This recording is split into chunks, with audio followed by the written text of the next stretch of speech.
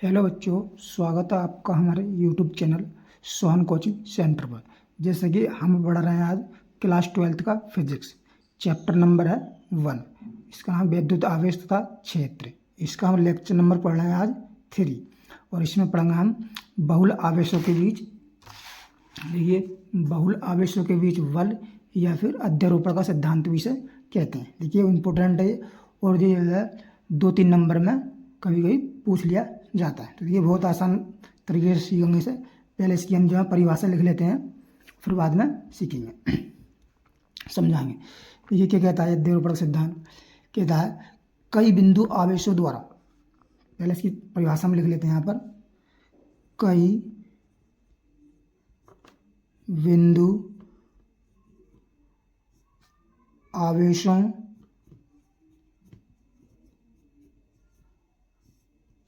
द्वारा एक अकेले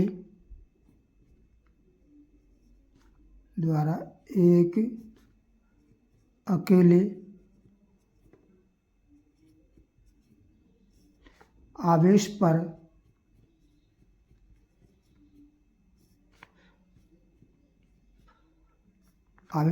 आरोपित कुल बल, कैसे बल, कुल बल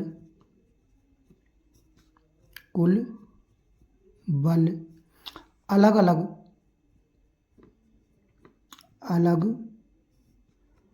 अलग बिंदु आवेशों द्वारा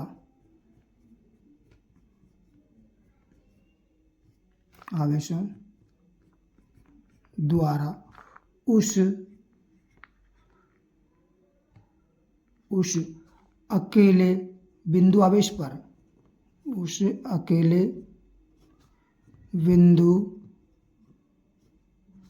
आवेश पर आरोपित बलों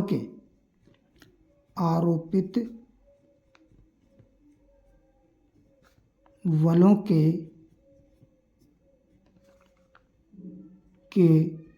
सदिश योग के बराबर होता है। सदिश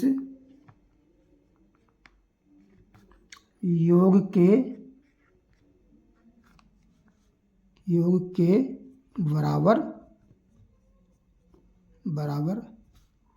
होता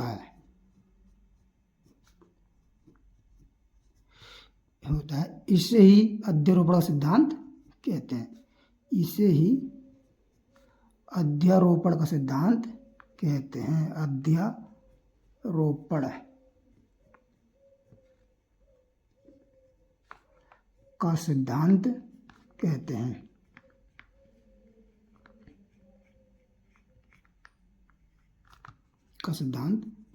कहते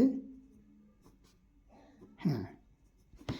ठीक, अब देखिए इससे हम समझेंगे चित्र के द्वारा। इसका एक चित्रण लेते हैं।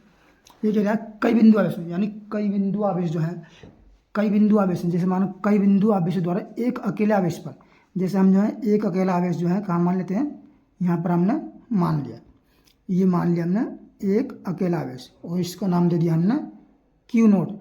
इस एक कह रहा कई बिंदु आवेश द्वारा एक अकेले आवेश पर, कई बिंदु आवेश है यानी एक आवेश तो है ये हो सकता है, ये हमने मान लिया Q1 और ये मान लिया हमने Q2 और ये मान लिया हमने देखिए Q3 और ये मान लिया हमने Q4 और ये मान लिया हमने Q5। इसी प्रकार कई सारे आवेश हो सकते हैं और ये मान लिया हमने Q6। ठीक, इन्हें मिला दे देते हैं। इसे हम जो है इनसे मिला देंगे। ठीक, इन सभी को इससे हम मिला देंगे।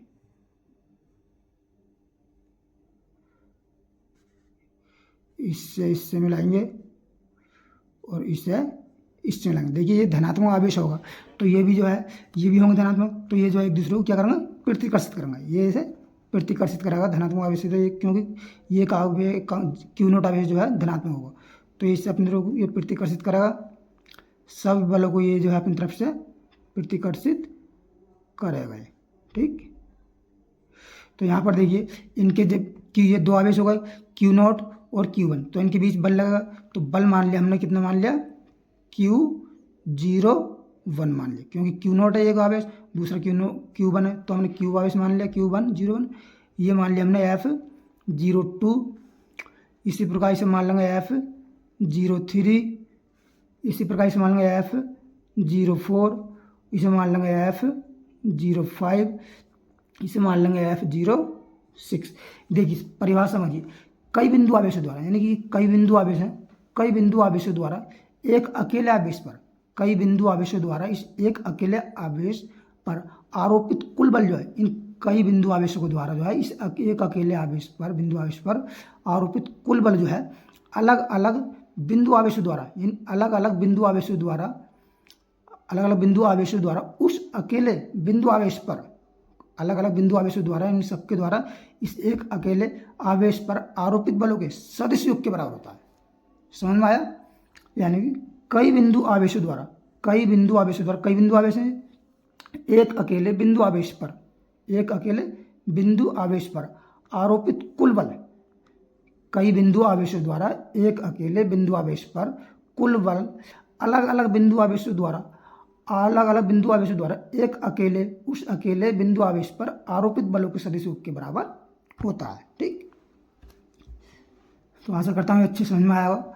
अगर वीडियो पसंद आता है तो वीडियो को लाइक करें और चैनल को सब्सक्राइब करें, ठीक। तो देखिए F जो है क्या हो जाएगा, F कुल बल, कुल बल कितना हो जाएगा, कुल बल, कुल बल हम मान लिया, हमने F मान लिया, कैपिटल F, ठीक। कैपिटल F बराबर हो जाएगी F01, F01। देखिए ये जो है सदिश है, तो यहाँ पर ये सदिश का वेक्टर का चिन्ह हम लगा देंगे, सब पर यहाँ पर वेक्टर लगा, क्योंकि सदिश योग के बराबर है, सब पर ये वेक्टर लग जाएगा।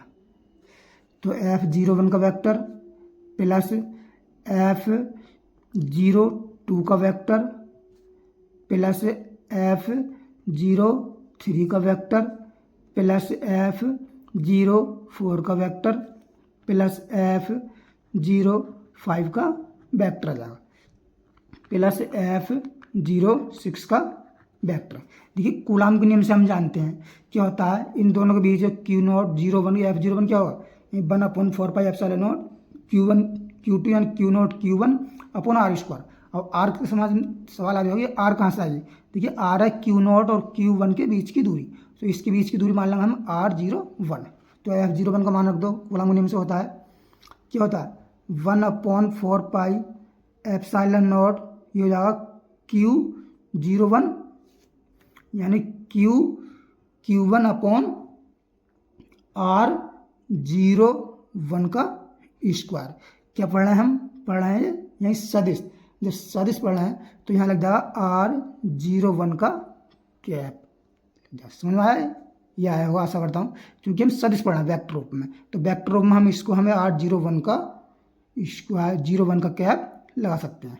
इसी प्रकार इसके लिए हो जाएगा 1/4πε0, ये हो जाएगा Q0 और Q2 अपॉन R02 का स्क्वायर, वो R02 का क्या हो जाएगा cap plus dot dot dot dot, ऐसे यहाँ देखिए नहीं लिख रहा हूँ मैं, सब लास्ट वाला लिख देता हूँ जितने भी हैं, इस प्रकार तो अनंत तक ये चलते रहेंगे, ठीक। सब ना लिख के और डॉट डॉट या आगे चलते रहेंगे, कोई माना इसमें भी कोई और बल भी जुड़ सकता है, ठीक। कोई यही नहीं कि 6 ही बल होंगे, अंत भी जुड़ सकते हैं। तो यहाँ को लिख लेते हैं 1/4πε0 और Q0 और Q3 अपॉन R03 का स्क्वायर और R03 का cap plus dot dot dot dot, ये चलते रहेंगे। तो देखिए इसमें से क्या कॉमन है, 1/4πε0 सभी में से कॉमन है, तो हम यहाँ से कर लेंगे 1/4πε0, ये कर लिया हमने कॉमन। यहाँ क्या बचेगा Q0 Q1 अपॉन R01 का स्क्वायर प्लस नहीं आएगा R01 का कैप प्लस आ जाएगा Q0 Q2 अपॉन R02 का स्क्वायर और R02 का cap plus Q0 Q3 upon R03 का स्क्वायर और R03 का कैप प्लस इसी प्रकार अनंत तक चलता रहेगा। तो यह आ गया अध्यारोपण का सिद्धांत। तो आशा करता हूँ ये वीडियो आपको समझ में आई होगी। अगर वीडियो पसंद आए तो वीडियो को लाइक करें और चैनल को सब्सक्राइब करें, जिससे आने वाली वीडियो का नोटिफिकेशन आपको मिलता रहे। जय हिंद।